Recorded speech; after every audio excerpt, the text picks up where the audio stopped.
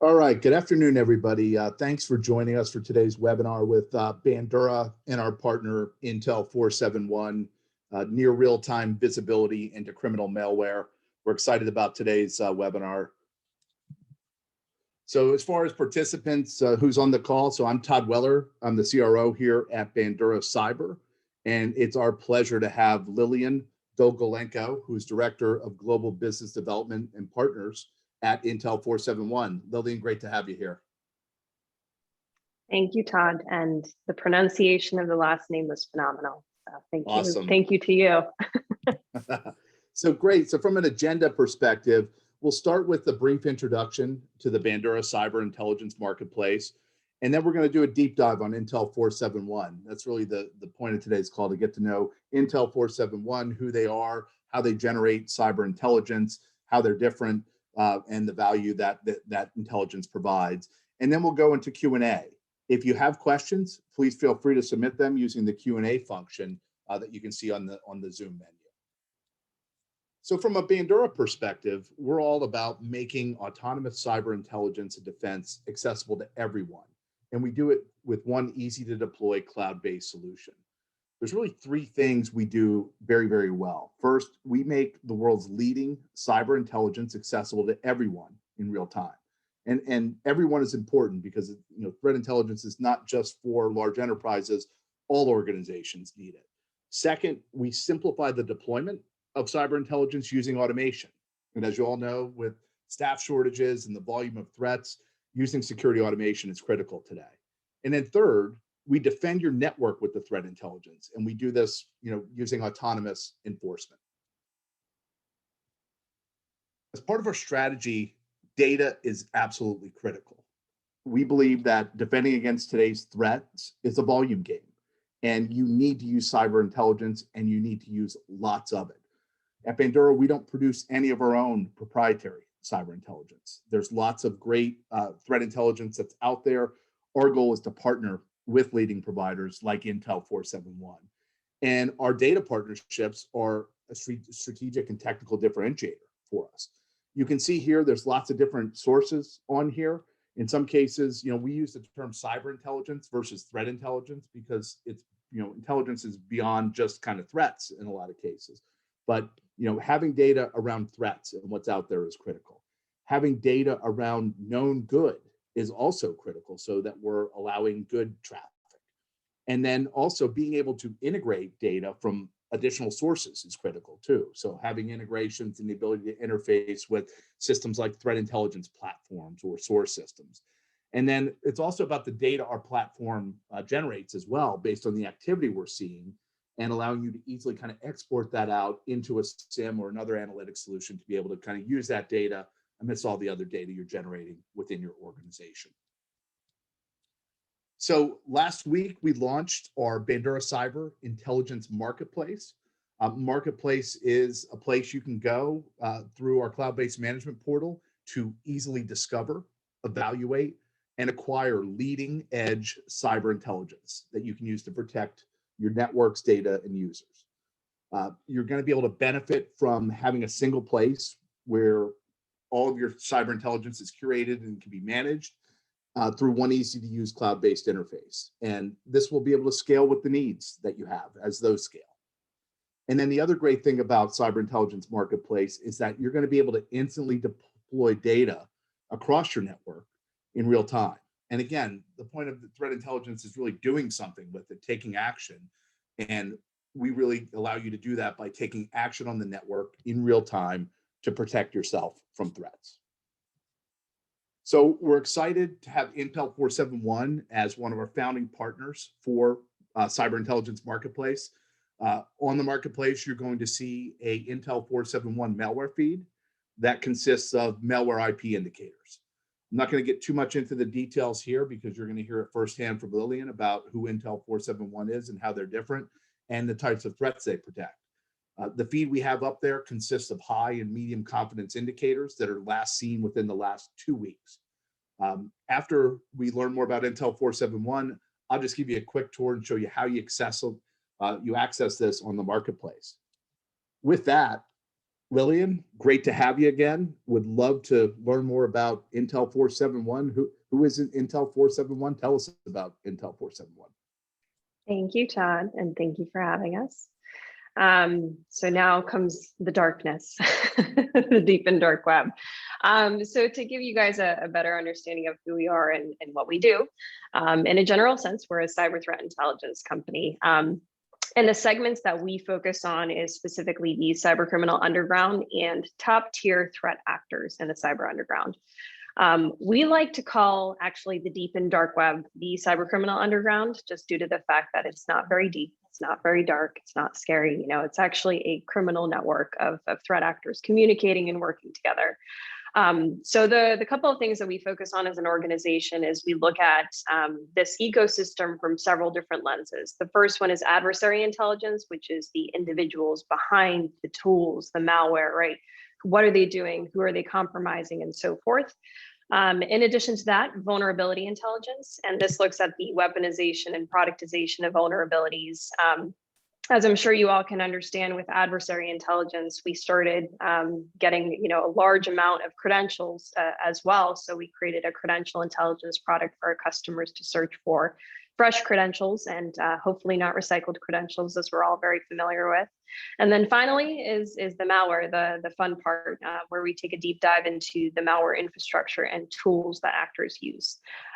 Just so you understand a little bit more of who we are as a team basis, we actually have analysts and researchers that are globally located on every single continent except for Antarctica.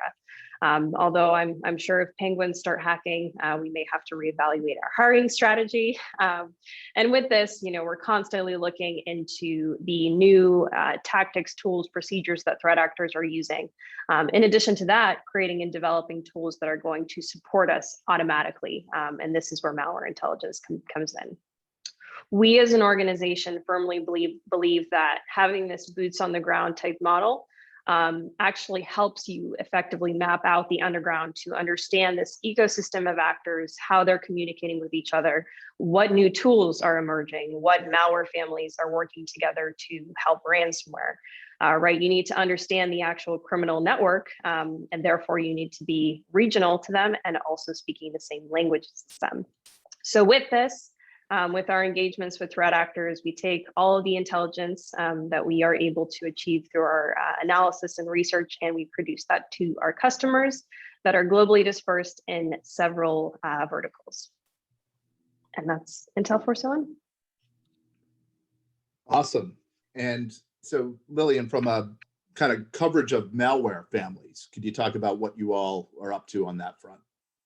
Absolutely.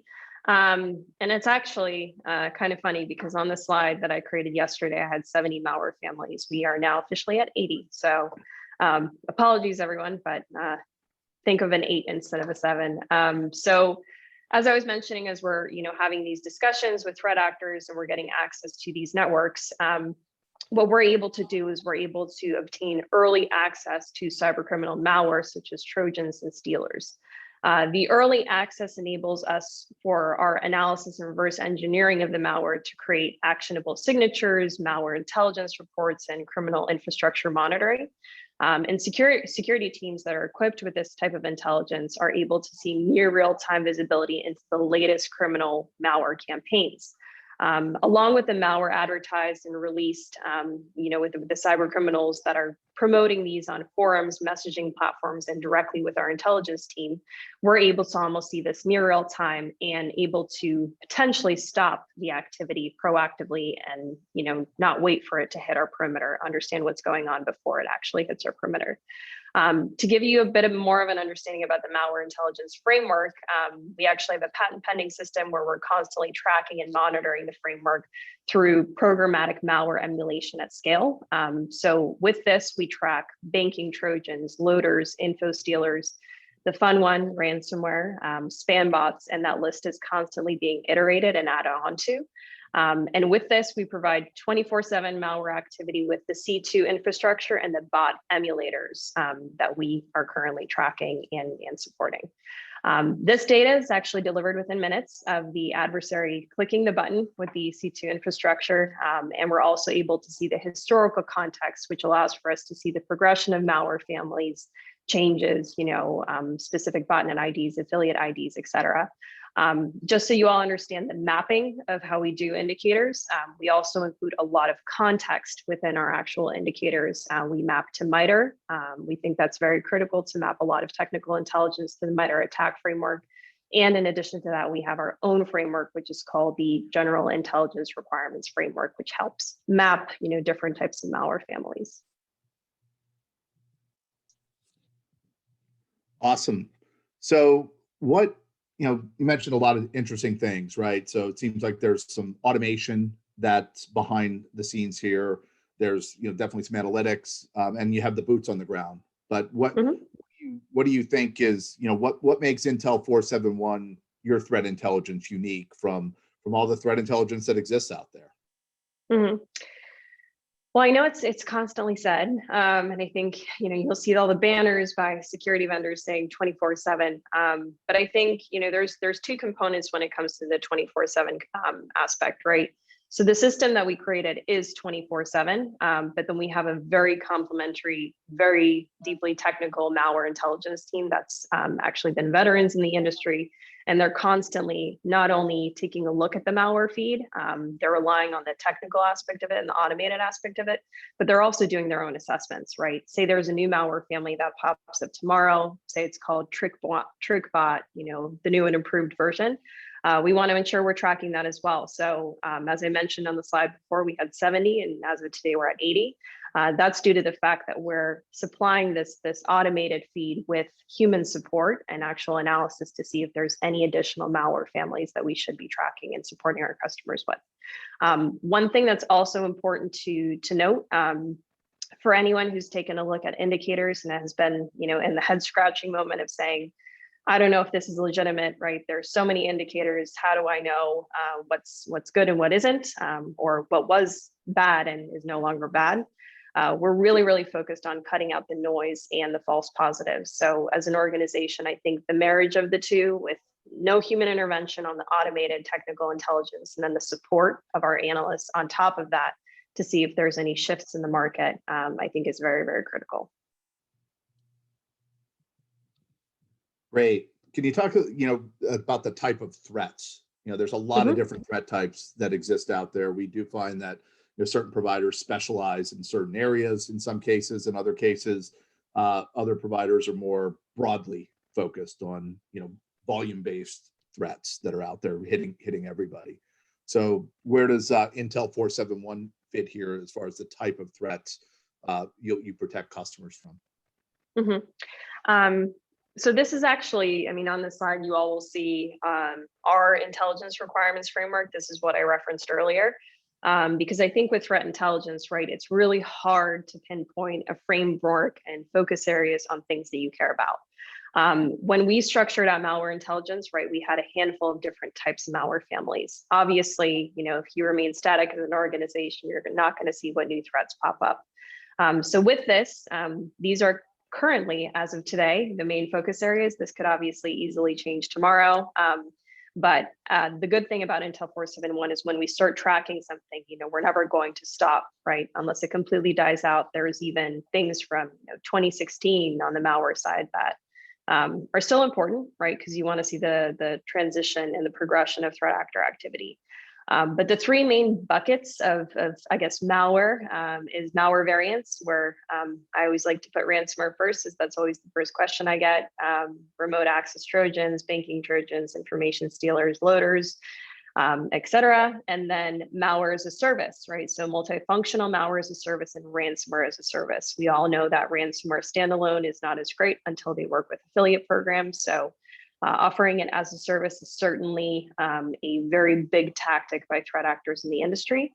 And then finally, going to the backbone, the development, the support, and the delivery of actual malware, where we find this very, very critical, especially web injects, spamming, installs, and so forth. So with all these, this is actually how we tag our malware intelligence, and we produce it along with the MITRE attack framework. And then what's an interesting kind of attack or threat trend you all are currently seeing that you could talk about? Mm-hmm. So I wanted to change this up, as I've been saying ransomware so much. So, I mean, I think, yeah, you know, there's a constant focus on ransomware. I think it's certainly for good reason. But we mustn't forget traditional account takeover, because there's still threat actors popping up, you know, daily, weekly, you know, new threat actors, new to, I guess, the cyber criminal ecosystem. As well as veteran threat groups, right? The very prominent threat groups that are well known in the industry that are still using account takeover. I'm using some examples from the past, you know, just couple of weeks. TrickBot still investing time in development cycles and improving their VNC module and modifying their WebInjex module, which TrickBot is certainly a well-known family to a lot of us. In addition to that, you know, there's other segments of selling WebInjex for Android devices, supporting a multitude of banks. And unfortunately, as we see, the financial sector is certainly one of these sectors to be targeted, you know, quite an extensive amount. And actually, you know, just last week on July 14th, Guardia Civil in Spain just arrested people for laundering money from Brazilian victims. So banking Trojan gangs are still persisting. And as much as we almost get kind of trapped into the new, I guess, sensationalism of media saying, you know, ransomware and all these new malware families, we still can't forget, you know, that there are some historically traditional attacks that are continuing to persist and should not be forgotten. Now, that's a great point. And, you know, also related to that, right, you get blends of these where TrickBot is often kind of a vector that leads to a ransomware attack, right? Absolutely. Mm-hmm. Absolutely. I mean, we see so many synergies of, that's why I wanted to say, you know, it's not the scary deep and dark web black box where bad things come at you, right? It's a network. They're working together, they're collaborating, they're having conversations. Maybe they're even having webinars like you and I, Todd. So you never know. Awesome. That's great. So with that, let's take a quick look at how you as a Bandura customer can access Intel 471 on Cyber Intelligence Marketplace. Just going to show you a few screenshots here from our cloud-based management portal, GMC. You'll see a marketplace icon on the left menu with a big new badge there. If you click on that, it's going to take you to marketplace and you're going to see the offerings. You can see Intel 471 right there. You would click on Intel 471 and then it's going to take you to the next screen. It's going to provide you the cost to add Intel 471 feed to your subscription. The way that price works and what you see there is it's prorated so that we're aligning the Intel 471 subscription with your current Bandura subscription to make life easier for you and for us. You're also going to see a great description of Intel 471 here as well. You would click purchase, and then that's going to take you here to the purchase screen where you're going to again see kind of the prorated cost. You're going to see the annual subscription cost, how much is due now, and you'll click on the terms and conditions and read through those, and you press purchase, and just like that, you'll be off and running, and you know, data will be downloaded to you in near real time, and you'll be able to kind of protect your network with Intel 471. They're great cyber intelligence. So let's just sum things up here. So, you know, defending against today's threats, we fundamentally believe is a volume game, right? There's lots of threats out there. It requires that organizations of all sizes use cyber intelligence, but you also have to use automation to scale security efforts. And I think, you know, you look at kind of Bandura and Intel 471, not only are we both, you know, really focused on cyber intelligence, but you can see that we're both focused on automation. A little bit different because our businesses are a bit different, but we both show you, you know, automation is critical to kind of scaling efforts these days.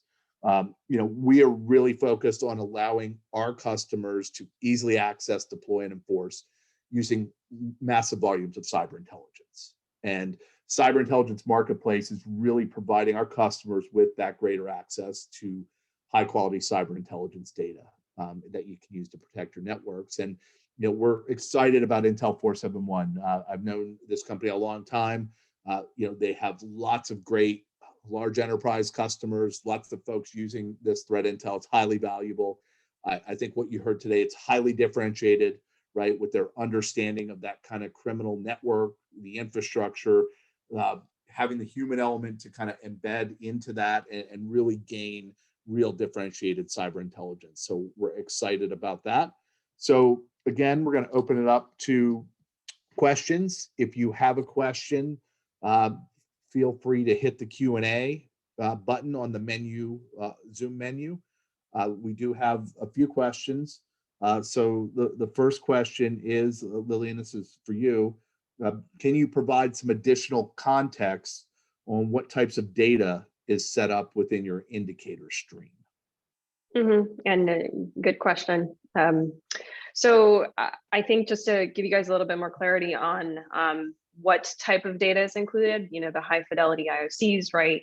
We focus on file and network-based indicators.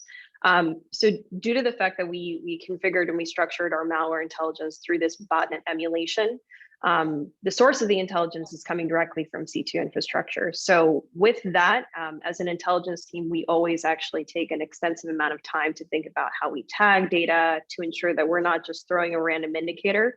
We always include, a certain amount of context to support that actual investigation or potentially that block, which is majority of the times it is blocking it. So with that, we only have two confidence levels, high and medium. And of course, there are certain instances where medium is certainly attributed to C2 infrastructure, but it could be like an IP address or something like this. We also provide whitelisting to ensure that we combat, the false positives issue. And the last thing I want to mention is that we have very aggressive expiration dates to ensure that whenever you're receiving the data, there's a constant focus on fresh data and you're not seeing something from maybe 4 years ago. That's a great point. And that emphasizes, I think, what's a critical point, right? With cyber intelligence, it's about quality of data first and foremost. Sometimes I think there's a lot of focus on the quantity side, and you definitely need to use a diverse mix and a lot, but quality is critical as well. Mm-hmm. So we have another question. I think we knew this was going to happen.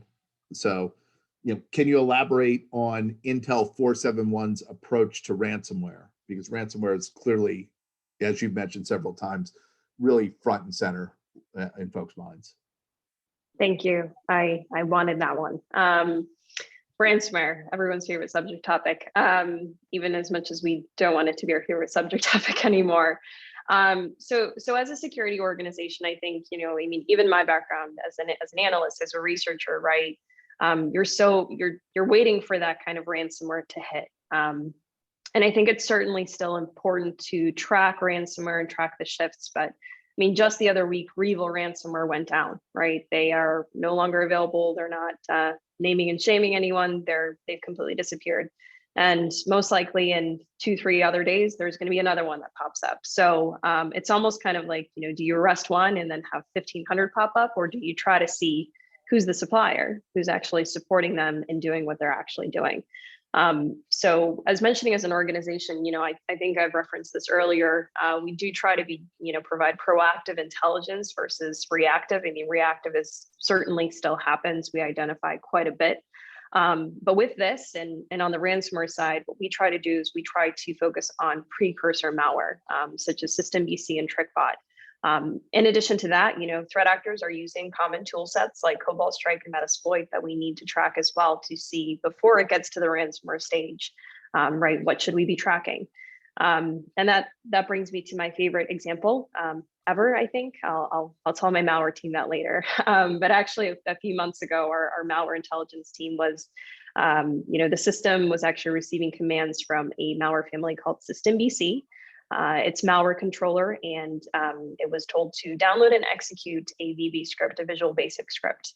The script was an early stage reconnaissance tool, and it was aimed at adding a new user on the victim machine, making this user an administrator, enabling remote desktop capability and collecting network information about the infected machine. So I'm sure you all can see where this is headed for. So the TTPs that were used by the VB script tool suggested that they're probably operating undisclosed ransomware, and using the script at the initial compromise stage, and to conduct reconnaissance in the system. So what our intelligence team is, they started doing a deep dive, right? They started looking at it, and I think out of 40 organizations, I believe we only had 18 or so that we had insights into, and we thought that they may have been infected machines. Through this assessment, we actually, worked with law enforcement. We wanted to, we basically just handed over our technical intel. We said, here you go. And one of them, a large multinational organization, actually confirmed that there was an affected machine. So it may be reading a little bit through between the lines, but I like to say that I think we helped combat ransomware that day, especially with 18 organizations that weren't aware of something like this happening. So I think just to kind of pull everything together, right? There's so many different types of malware families. We need to understand the structure, the network of how they interact with each other. And that's something that we try to provide to our customers on a, I guess, second basis as it's near real time. That's great. So this looks like a question for me. Do we have the ability to trial Intel 471's data in the marketplace? The answer is that is coming soon. That's a popular question we get. So we're working hard to make that capability available in cyber intelligence marketplace. So look for that coming soon. So looks like no further questions. With that, Lillian, I want to thank you for joining us. It was awesome. There is a lot of great information you'll be able to find out if you go to our integrations page, for example, on banduracyber.com, and there's great information on Intel 471, a data sheet. We'll have this available as a recording. We have a blog we'll be publishing shortly as well. That'll provide some more details. And then, if you're interested in learning more, and you're a Bandura customer, feel free to reach out to sales, to support at banduracyber.com. There's some great frequently asked questions stuff up there as well, but a lot of great resources up there. So with that, again, Lillian, thanks a bunch. Thanks to the Intel 471 team. They've been awesome. And thanks, Todd. And thanks to you all. Yeah, it's been great. And we look forward to driving this forward. And I want to thank everybody for joining us, and have a great day.